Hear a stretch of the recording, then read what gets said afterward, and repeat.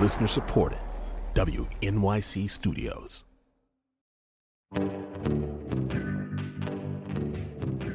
This is the New Yorker Fiction Podcast from The New Yorker magazine.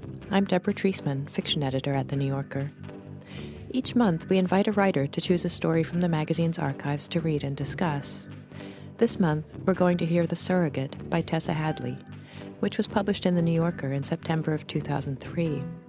When he asked for a pint of Stella, his accent was ordinary, not like Patrick's educated one. When I smiled at him and made some comment about the football match, he blushed, and I guessed that he was shy and maybe not very clever. The story was chosen by Curtis Sittenfield, who's published 5 novels, including Prep, Sisterland, and Eligible, which came out last year. Hi, Curtis. Hi, Deborah. Now, The Surrogate, this Tessa Hadley story, came out almost 15 years ago. Did you read it back then? Yes, I read it in the magazine. Uh-huh.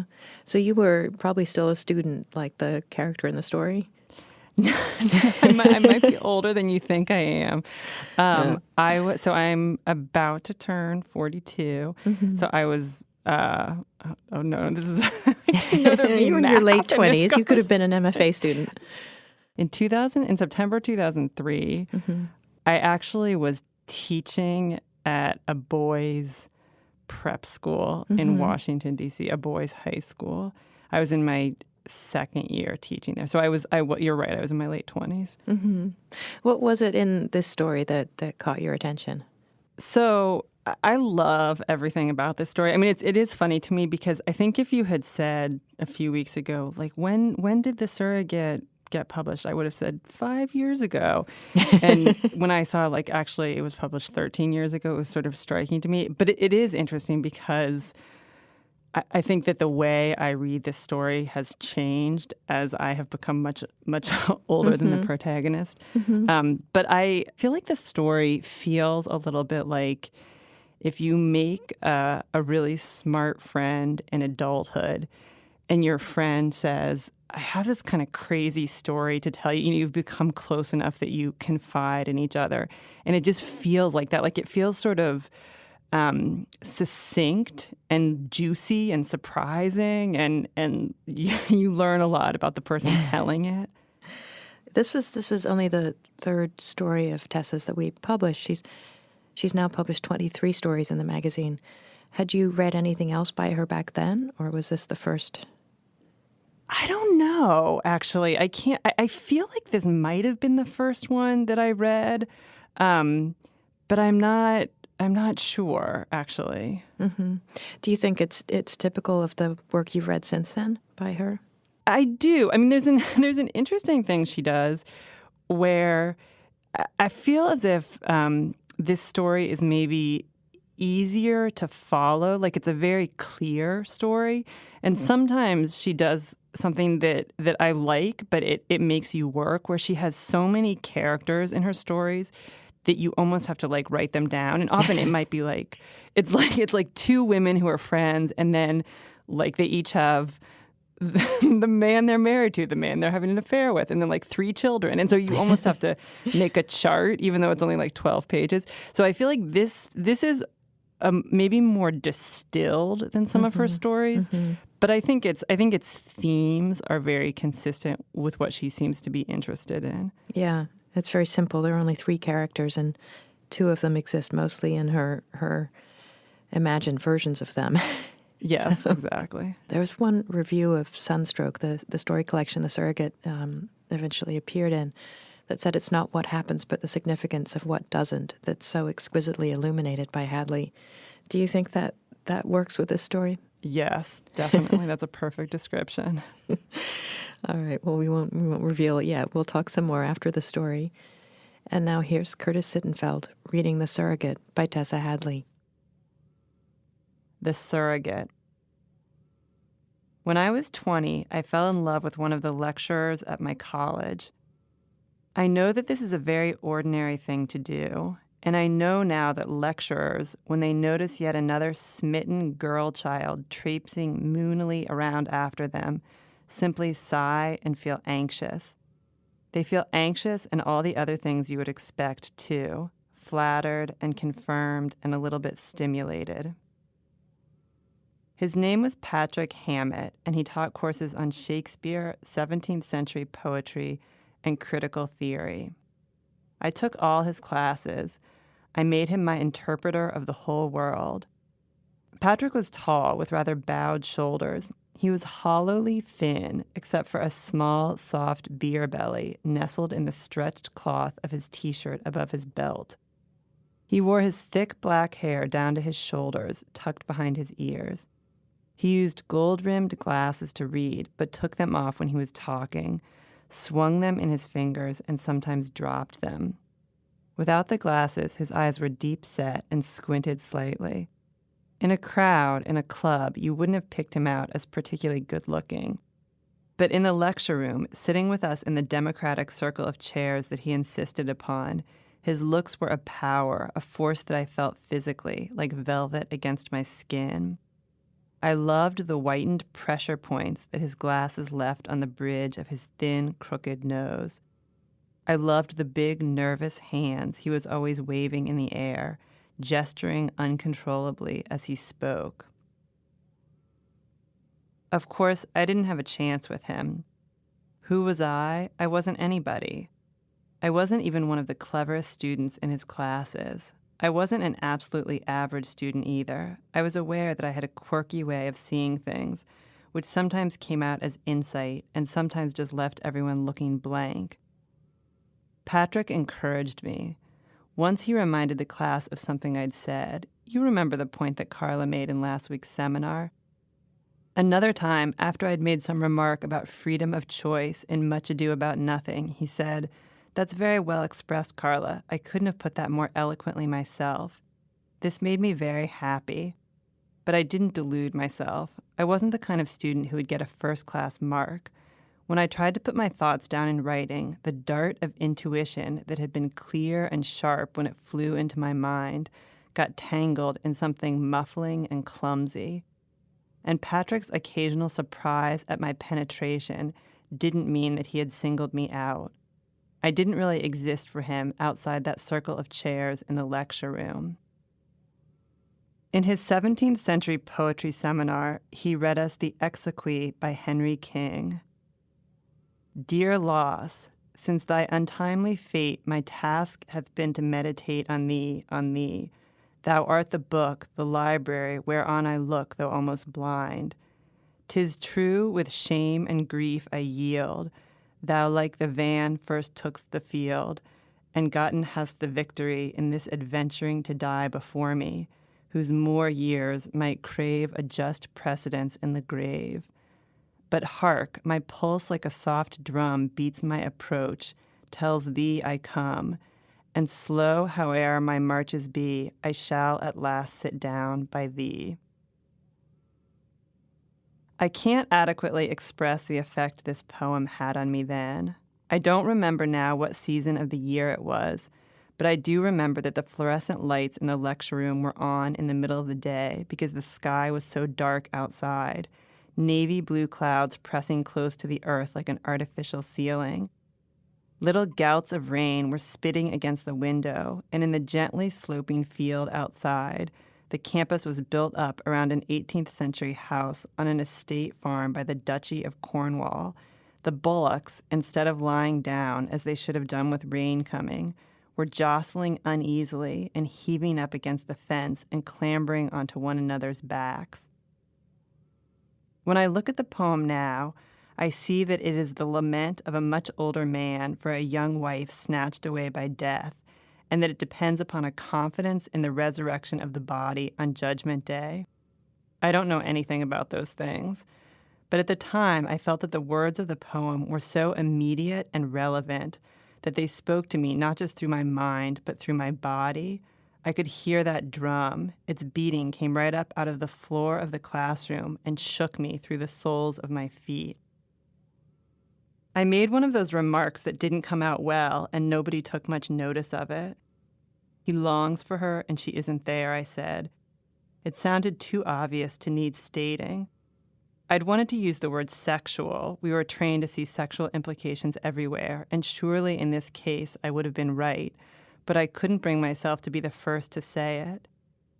Patrick wanted us to talk about the metaphor of the beloved object as text. Thou art the book, the library whereon I look. For me, the text was Patrick. All the passion, the concentration of the poem I attributed to him. It became my intimation of the pulse of his life, from which I was shut out. He was only 6 or 7 years older than we were, but his life seemed to be made of different stuff than the lives I was familiar with. As far as I knew, he wasn't married or living with anyone. Someone said that he'd once had a relationship with a student, although this was against the rules. That didn't make me any more hopeful. She had probably been one of the clever ones. She had probably been beautiful. I didn't think I was. My looks, I was small and blonde, with eyes that made the kids at school call me frog face, were like the quirky things I said in class, good on a good day. I dreamed about him all the time. I don't mean sleeping dreams, although sometimes he was in those as well. Too many of my waking hours were spent fantasizing scenes in which Patrick and I somehow met outside the classroom, and our relationship developed out of distant acquaintance into passionate amour. I was very exacting as the author and director of these scenes. Nothing could happen in them that was absurdly improbable or out of character. Patrick was never allowed, for example, to tell me that he had always loved me, that he had been fascinated by me from the moment I first walked into the lecture room. The scene could begin with no more than his friendly appreciation of an interested student, a teacherly investment in my intellectual development. He might at most be allowed a little stir of vanity at the depth and earnestness of my response to him. Still, even given these constraints, the journey from the plausible encounter to the moment when he reached out for me could be traveled in 1,000 different ways. Even in my fantasies, I didn't dare reach out for him in case he turned me down. He had to be surprised out of his position of friendly neutrality and into a dawning, uneasy recognition of his growing attraction to me, an attraction that he perhaps couldn't quite rationally account for. The transformation could be precipitated in various ways. These were the only extravagance I allowed myself. Sometimes we would be accidentally stranded by a breakdown in the middle of nowhere after he'd innocently offered me a ride home from college. Or we'd be caught by a freak storm when stopping by the cottage of a friend of his to pick up some books. Or he would have to take refuge in my room one night after being beaten up by muggers and left bleeding in the road just as I was on my way home. But my favorite scene took place somewhere I don't think I've ever actually been. I imagined a path through a green meadow. I needed to be clear in my mind about exactly how we'd got there. Sometimes it was in the aftermath of another encounter nearer home. Why don't you come for a walk next weekend, and I'll show you where Coleridge is supposed to have started writing The Ancient Mariner. Or a whole group of us had been out on a college field trip, and Patrick and I, while talking, had got separated from the rest. This was tricky to imagine, since the only trip he ever came on was to the theater at Stratford. Or he had employed me to do some research over the holidays, and then on impulse said he'd like to buy me tea in the country as a reward. We'd walk down the grassy path until we reached a gate which opened into a wood beyond. At the threshold of the wood, the light changed from broad sunshine to a secretive and dappled shade. There were rustlings among the fallen leaves that were spread like a carpet under the trees. It was a place I'd invented for a transition, for the passage over from my life to his, from his to mine. The gate was made of old gray wood, washed silvery by the rain. It swung crookedly on rusting hinges. He held it open for me, or I climbed over it, and he helped me down. Something in the change of light stilled us, made us pause. The wood, with its pillar-like tree trunks and its tracery of branches, was a cathedral. He was still supporting my weight, or I was cast up against him in some way as I came through the gate or passed him on the narrow path. I could feel the heat of his body under the ragged gray wool of the sweater he often wore. I could only really sustain the stories up to this point.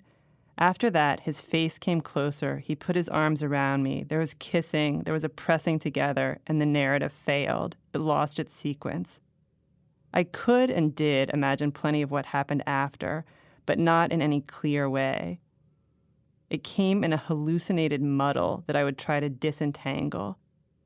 I'd return again and again to the gate, the threshold, the movement with which he reached across the distance between us. I'd start again from there, but it was never any good. The dream beyond that point was a loop of film repeating itself, exhausting after a while, dispiriting, because in truth it was nothing at all.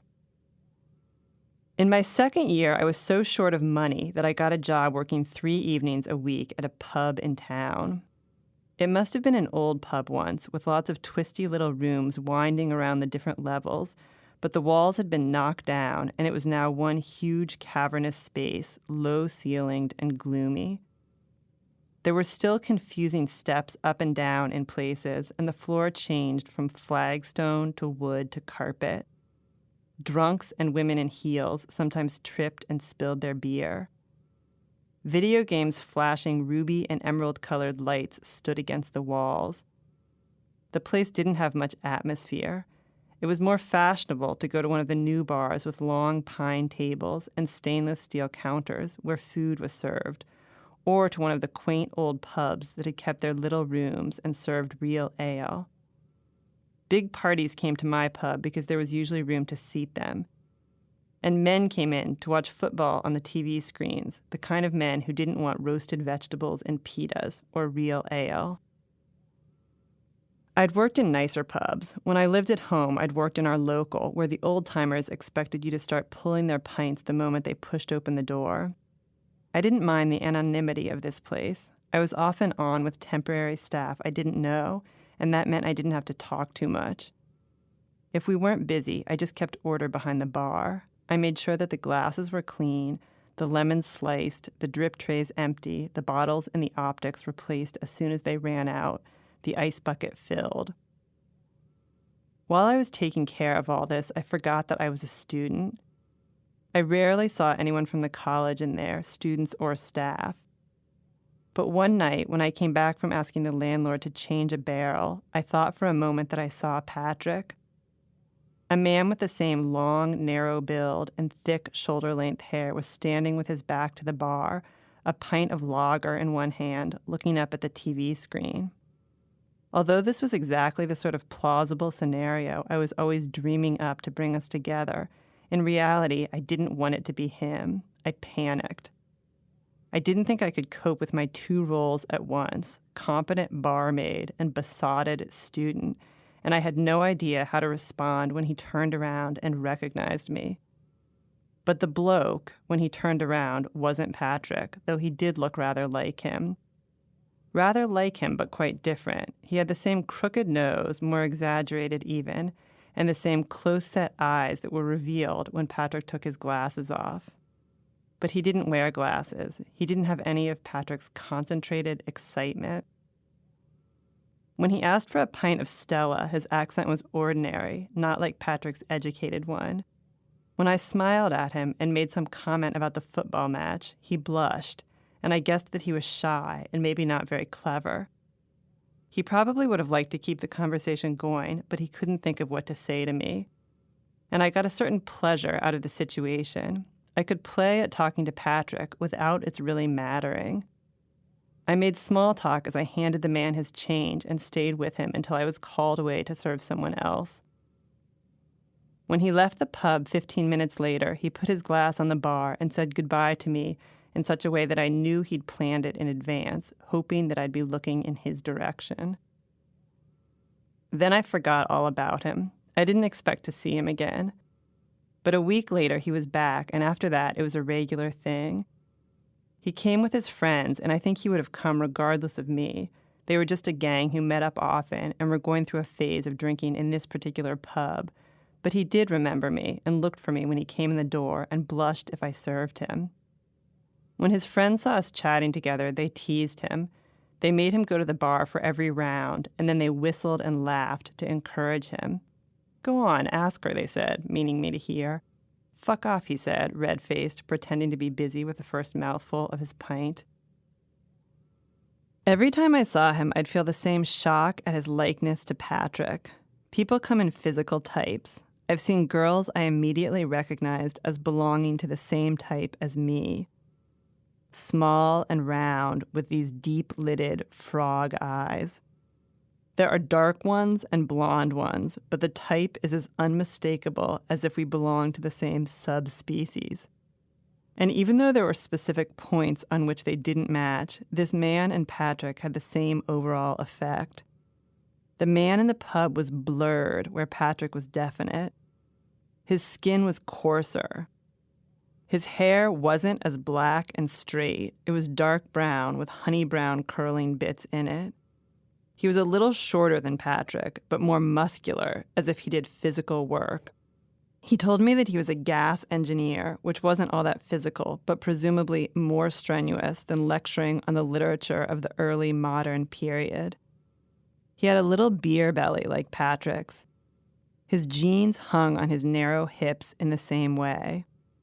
Actually, oddly, considering how unalike their lives and personalities were, they even dressed the same. They wore tight V-necked sweaters over jeans without a shirt. They wore black T-shirts with those little cap sleeves. I suppose they had both found the styles that suited them. And soon something began that I'm shocked to think of now. Something that I initiated. It would never have occurred to him even to speak to me beyond ordering his drinks if I hadn't started it. I didn't just flirt with him. I went all out to make things go further. I knew that this was supposed to be a risky and demeaning strategy for a girl. It certainly wasn't something I'd ever done before. But with him, I was safe because it didn't matter. It honestly wouldn't have mattered to me if he'd stopped coming to the pub and I'd never seen him again. So it could do no harm to play my game. If I wasn't busy, I'd watch him from my vantage point behind the bar.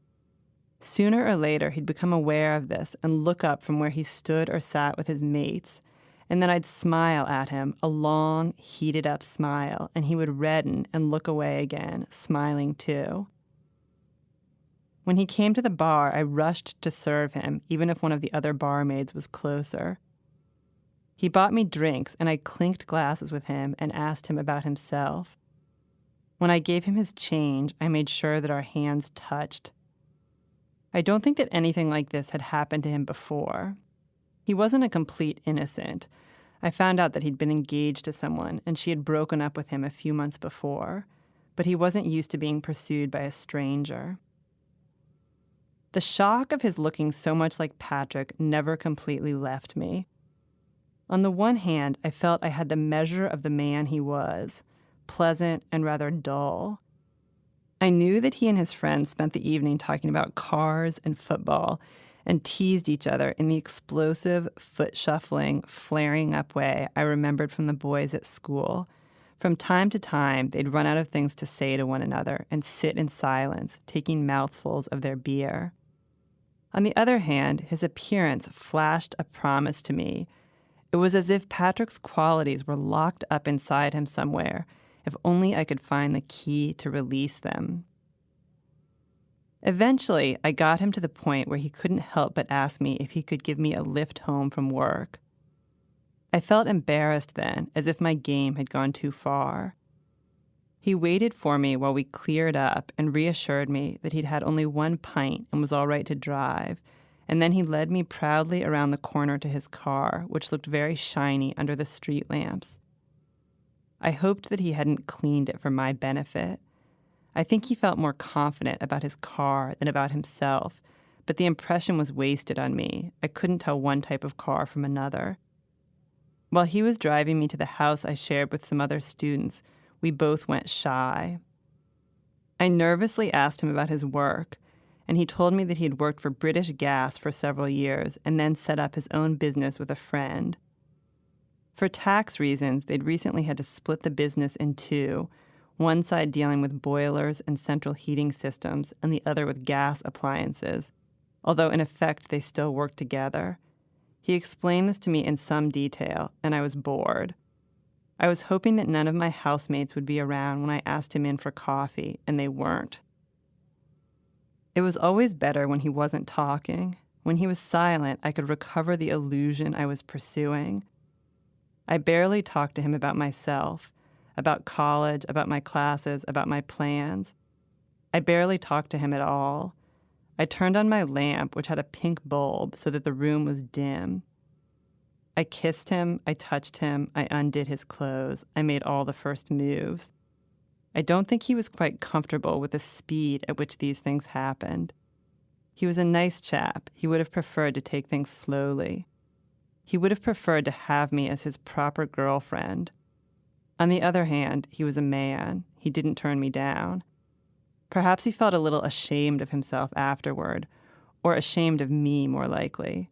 I don't remember him staying long in my room. I don't remember watching him while he dressed to go home. I think he shared a flat with his brother and another bloke, but I never went there. We didn't go out together. We only ever did one thing together. For a couple of months before I quit my job at the pub and went home for the summer, we did that every week. Of course I was pretending the whole time that I was with Patrick, that it was Patrick who was making love to me. Only the pretense was never complete. Even in the dim light from the pink bulb, even if I half closed my eyes and didn't look directly at him, even when I was mixing together in my mind the physical reality of our bodies grappling and one of my stories about Patrick, the knowledge that he wasn't Patrick seeped irresistibly in. This wasn't the real thing. It was only a secondhand enactment of love. I have forgotten to give his name. His name was Dave. Only a few years have passed, but a lot has happened since then. These are the years when a lot happens, when your life lurches across crucial transitions like a train hurtling across points at speed. It doesn't always feel that way at the time. At the time, you sometimes feel that life has slowed down to a point of frozen stillness.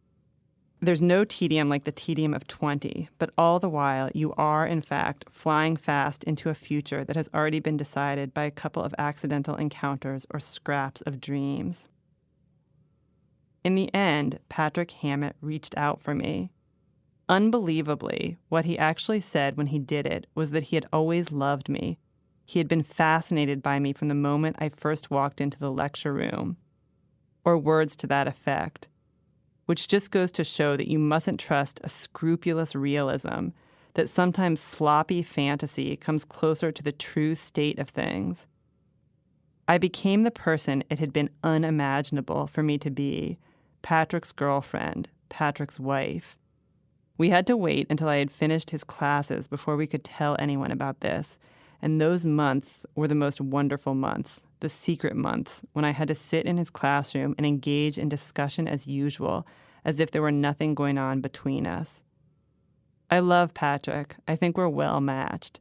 But of course, I'm not infatuated with him anymore.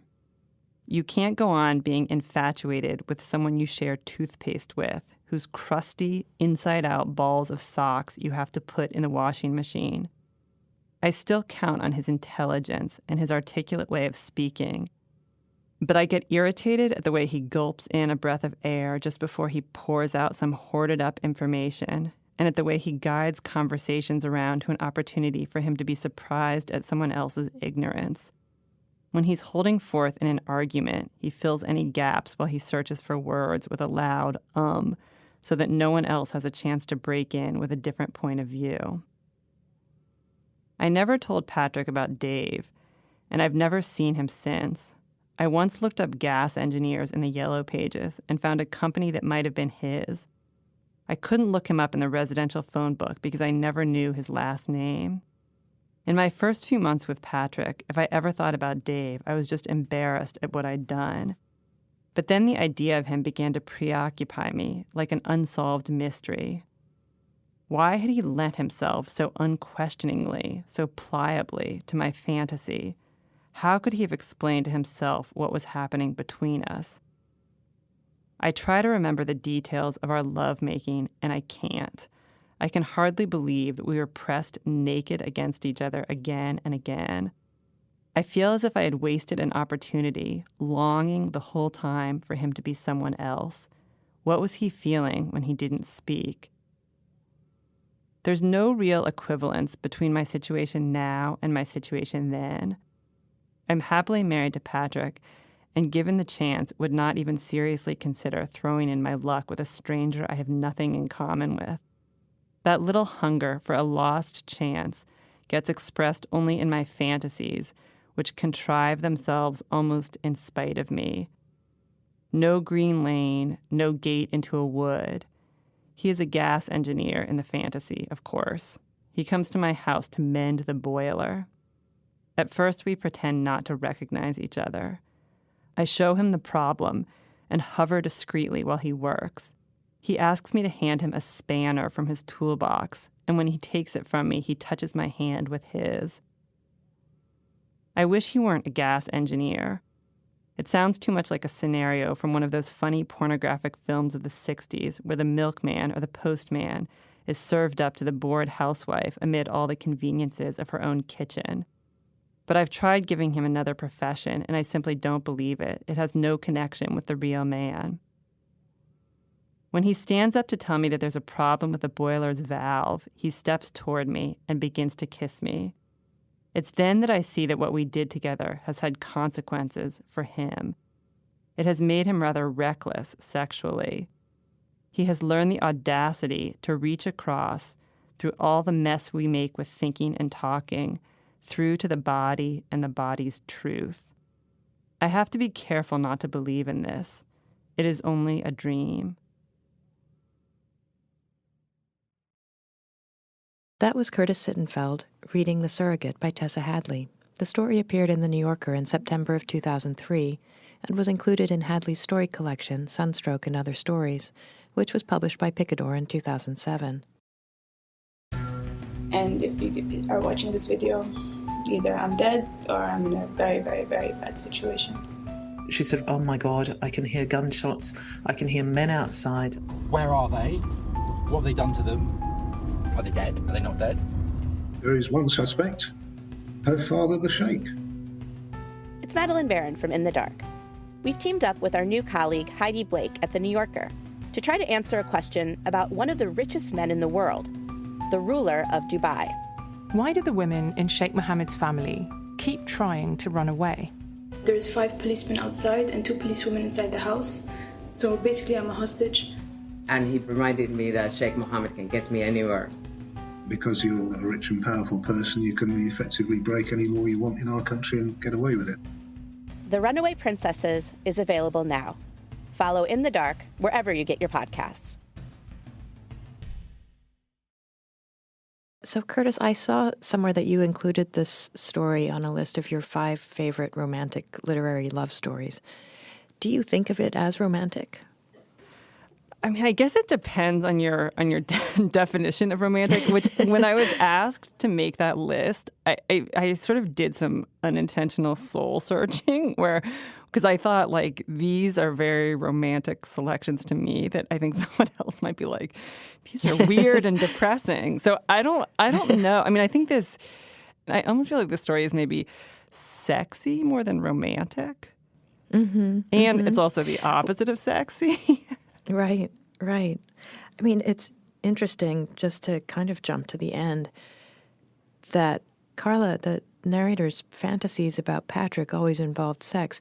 They didn't really involve marriage or living together. And then her fantasies about Dave at the end also involve sex. They're not about any sort of connection beyond that. Yeah. Do you think that in marrying Patrick, she got more than she actually wanted? I mean, that is sort of the implication, or I mean, maybe that's what it is, or maybe it's just she's come to a sort of adult, mature acceptance of the fact that life is not very romantic most of the time. I mean, maybe those are sort of like glass half full, half empty descriptions. Except that even in the midst of that maturity, she's having sexual fantasies about the gas engineer. Do you feel that's unusual? Are you implying that, don't we all know? No, I feel like she hasn't come to terms with what it was that she was desiring, really. Well, one thing that I think is interesting about this story that, again, we were referring to, like, it came out 13 years ago. I was in my late 20s when I read it. I'm now in my early 40s. I think I probably, when I first read it as more romantic, that, like, her English professor falls in love with her, and even though she perceives herself as mousy, he, like, recognizes that she's special and he has strong feelings for her. Mm-hmm. And then, but if you read the story and almost, like, think about the timeline of it, it's sort of like, wait, did she get together with him when she's 21? And that's kind of young to meet the person you marry. And, like, is that enviable? Like, she's obviously a person who has a very passionate inner life, and maybe she would have benefited from dating other people in her 20s or something. Like, it's like this idea of, like, I think probably if you're 20, it seems more romantic for your English professor to fall in love with you than if you're 40. Yeah. But he's also only, she says, 6 or 7 years older, so he's still in his 20s as well. Yeah, true.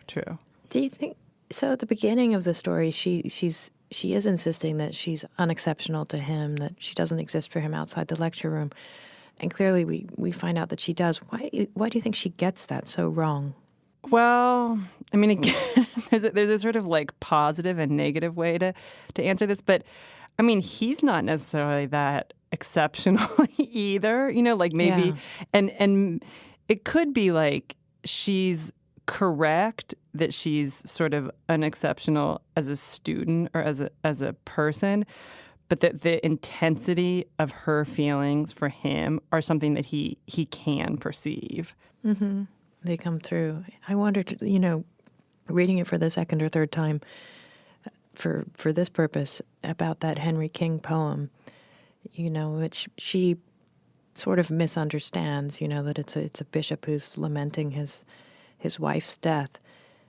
And she reads it as a kind of a drumbeat of Patrick coming for her, mm-hmm. that he's, but perhaps he actually was trying to send her that message with that poem. Oh, that's interesting. I mean, I think there's also what's conscious and what's subconscious, and you can, like, somebody, I don't know, if two people are having a conversation, there can be, like, ways of phrasing things that are more or less provocative, and it's not necessarily like the speaker made a decision, but it just sort of pops out that way.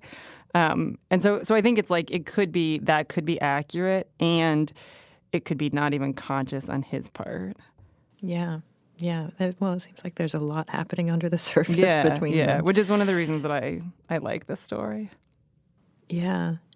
Why do you think that in her fantasies, everything always kind of comes to, or stalls at the moment of crossing that threshold or passing through that gate? Well, I love how she imposes these rules on her fantasy life. I just think it's really funny and it's endearing.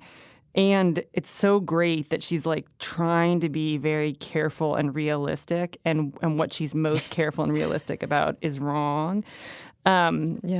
So she seems like she's someone who feels things so strongly that it's almost like she can't sort of overstimulate herself, or it's like so thrilling to imagine that essentially that they would, like, embrace with their clothes on, that she can't be coherent after that in her own brain. It's almost like it's too thrilling, or it's too much what she wants. And in a way, I think the story is about how tantalizing things are that are out of reach.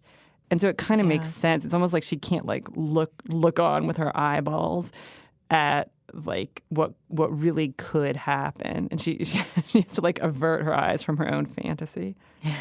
Yeah. Well, it's almost like it's sexier even in fantasy when she can't actually have it. Yeah. obviously one of the sort of central parts of the story is the issue of class, as in so many English stories. Patrick is educated, Dave is working class. Carla, it seems to me, comes from a working class background herself, that she had to bartend at the local pub when she was still in high school. She now has to bartend at a pub to get herself through university. There's no money. Dave and his friends remind her of the boys she knew in school.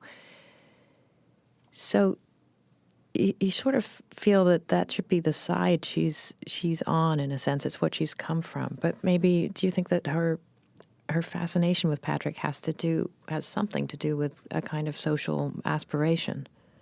Yes, I do think so. I think that she sort of romanticizes his intellectualism. I mean, I think she's also smart and educated, or in the process of becoming educated. So it's sort of debatable which man she has more in common with. It's sort of like she's, based on her upbringing, she has more in common with Dave, but she's on her way to having more in common with Patrick. So I think it's not surprising, and I don't even think it's really snobby that she finds him much more interesting. Mm-hmm. Do you think there's as big a difference between the two of them as she assumes?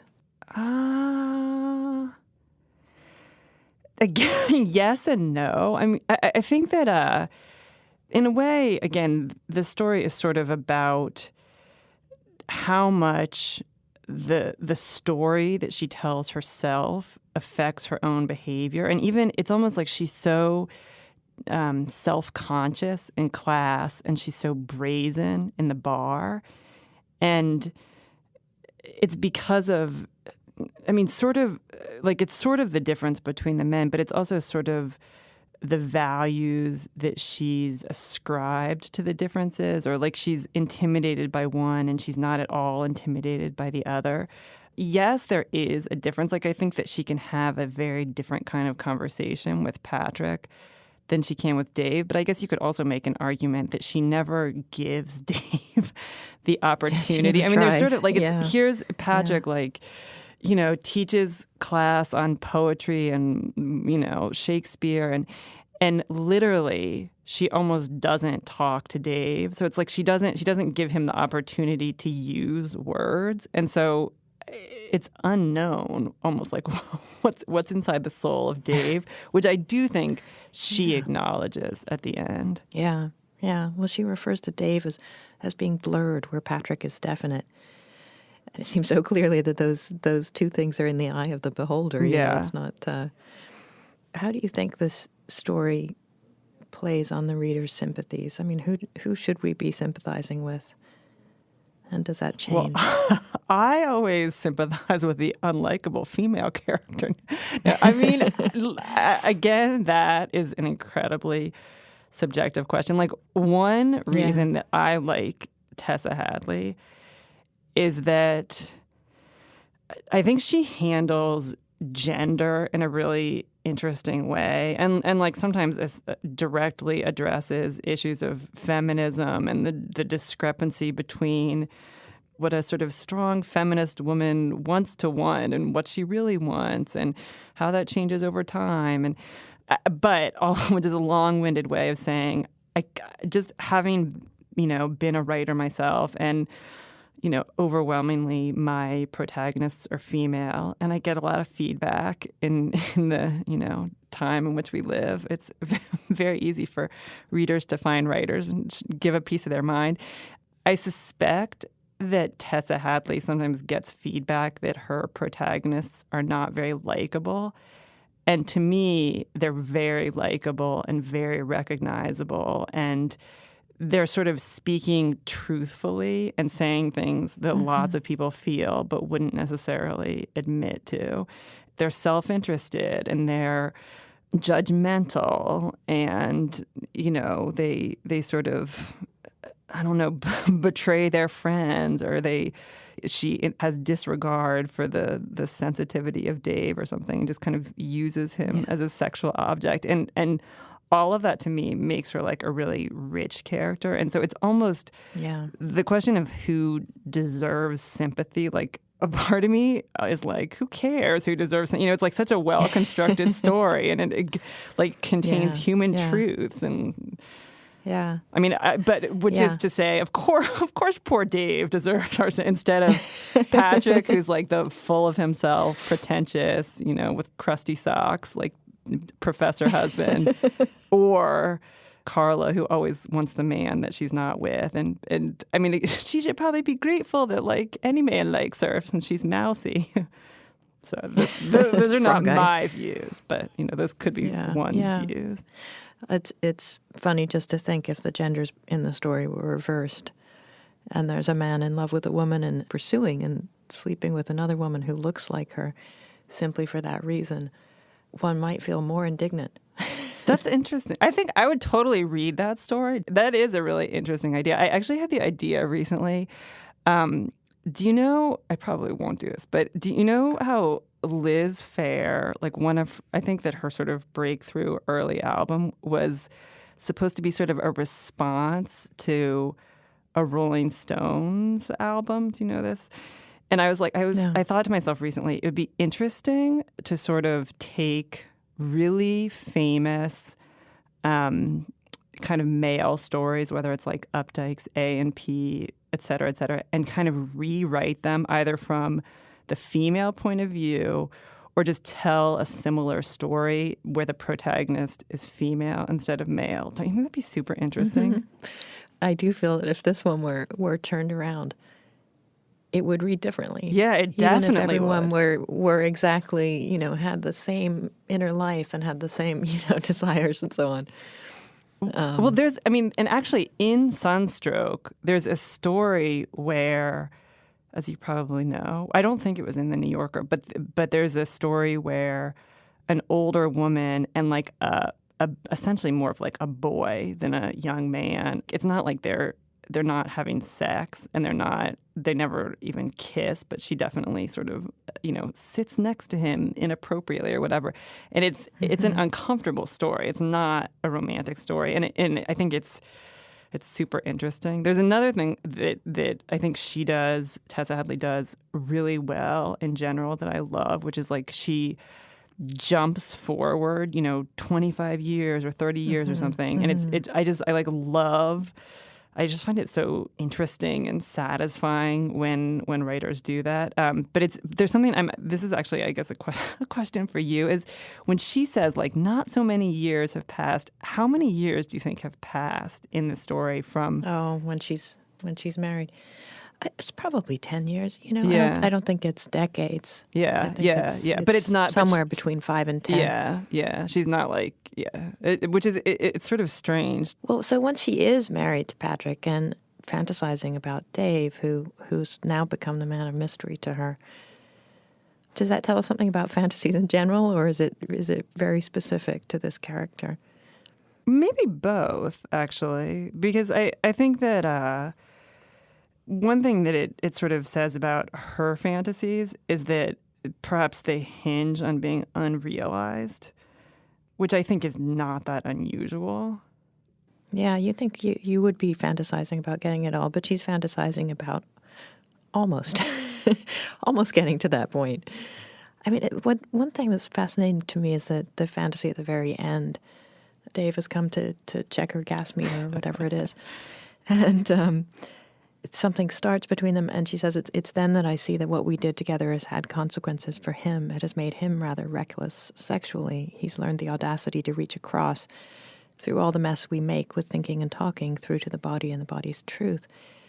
It seems to me at that point that the point of her fantasy is not to get to this point of fantasizing about sex with Dave, but to make herself feel less guilty, to make herself feel that she helped him with what she did rather than damaging him.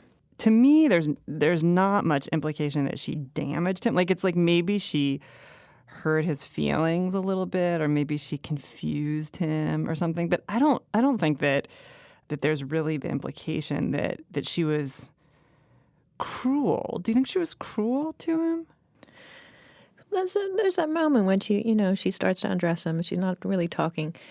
She says he probably would have rather had me as a girlfriend. And that clearly is what he wants. He wants to know her. But instead, he just sort of gets taken home and she has sex with him. And then she doesn't even wake up to see him go, She doesn't even remember how he got dressed or when he left. So he probably does feel used, don't you think? Well, except... I mean, he wouldn't know why. He wouldn't know what she's doing or why she's doing it. But she's absent even when they're having sex, She's desperately trying to sustain the fantasy that he's Patrick and not to let him break that fantasy. I think what you're saying is accurate, but it goes on for several months, right? So I think that Dave is complicit, and it's not like a one-time thing where she is like half there and half tuned out, and then I think he's an adult and he could, and so I kind of feel a little bit like it's a situation where is it his ideal romantic situation? Obviously not, but we don't always get exactly what we want. He seems to be getting something out of it. My heart does not really bleed for him or whatever, weep. You can't help thinking that his fantasy back in the pub when he's blushing every time she looks at him is not that she's going to take him home and take his clothes off, but that they're going to fall in love. But maybe that's my own romantic take on it. Who knew that you were so... Yeah. No, I feel like in a way he is kind of a cipher.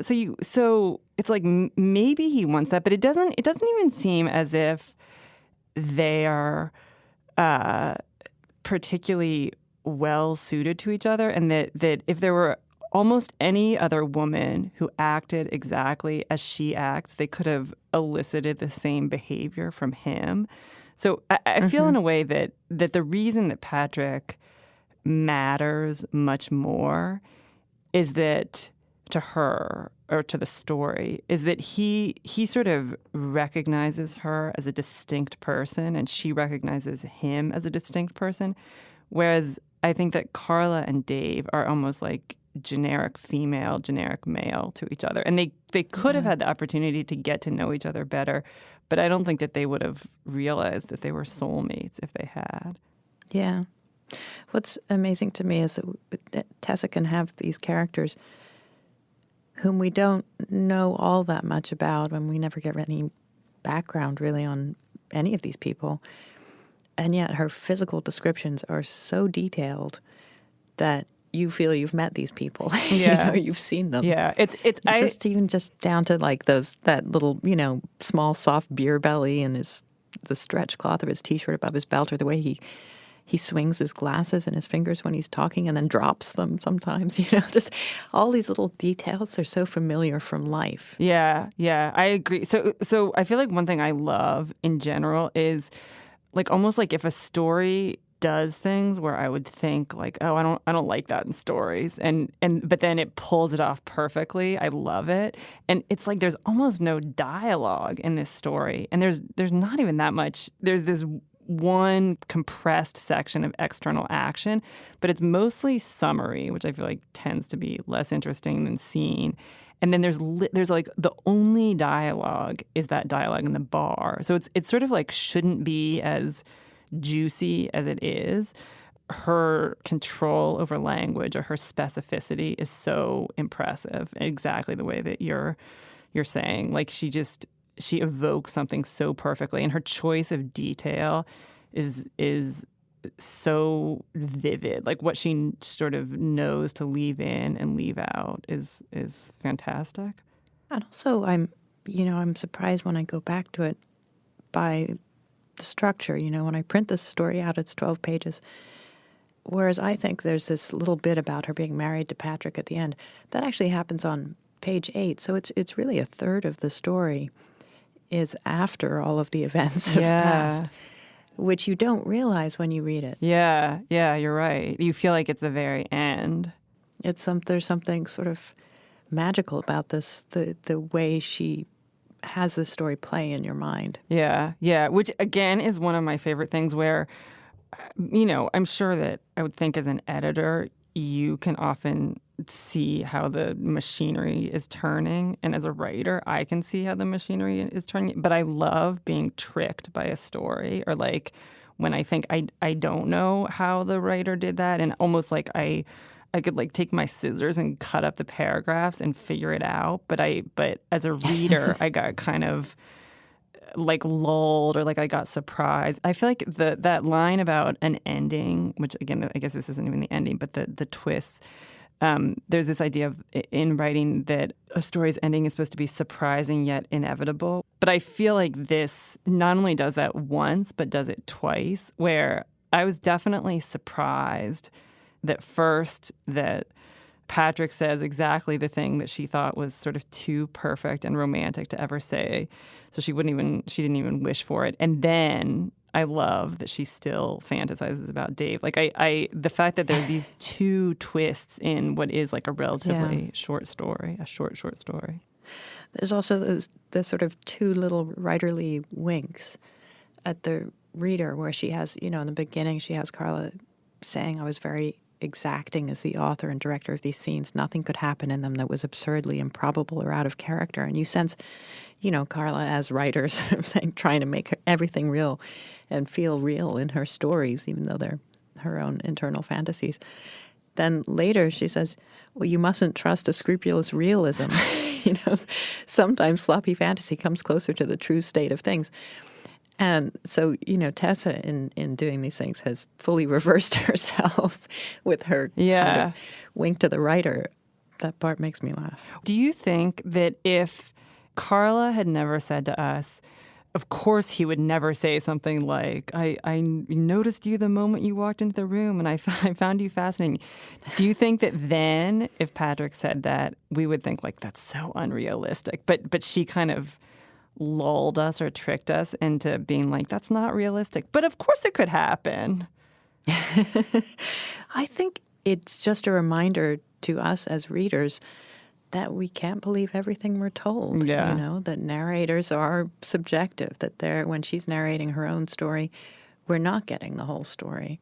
Yeah. Well, and she's also, in a way, she's sort of undercutting the power of writing or the power of words with the end when like the line like he has learned the audacity to reach across through all the mess we make with thinking and talking through to the body and the body's truth, like sort of saying that the physical is above the analytical or like the verbal. I kind of like that writerly betrayal to like Yeah, and of course what she's done with Patrick is a lot of thinking and talking. Yeah. But also I do feel that that's her trying to somehow make her feel that she did a good thing by not talking to this guy before she got him into bed.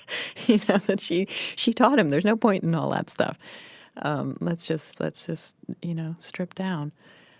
That's interesting. And that has had a positive effect on him. I think I read the ending a little differently from you, where I don't see it as her assuaging her own guilt. I see it as more like almost like she's turned on by the idea that she had an effect on him, which is almost the opposite. Like if what you're saying is sort of like she knows she had an effect on him and she feels guilty about it. Whereas I feel like more like it's titillating to her to think that she made an impression, because I would imagine that what she thinks is she sort of disappointed him or let him down, but it wasn't that consequential to him. Mm-hmm. Or also perhaps it's titillating for her to think that she had that audacity. Yeah. To just pick up a stranger in the pub and take him home. Yeah. Which I think is consistent with her perception of herself as mousy, that she does this really bold thing, but she doesn't, it's like she doesn't do it in what she thinks is a real way. She does it in what she thinks is a pretend way, but it's not pretend. Yeah. Which again, I feel like is this kind of comment on storytelling almost. Yeah. And fakeness and like what's, or just how much the story that we tell ourselves affects our real behavior, even though that story is so subjective and so personal. Yeah. And later, she can't even really remember it. She can't imagine that she was, lying in bed with this man. And she can't remember what they did. Yeah. So it's almost as if it's been sort of subsumed. Yeah. Repressed. Like it's a story she read about someone else and doesn't remember that well. Yeah. Thank you so much, Curtis. Thank you very much for giving me a chance to chat.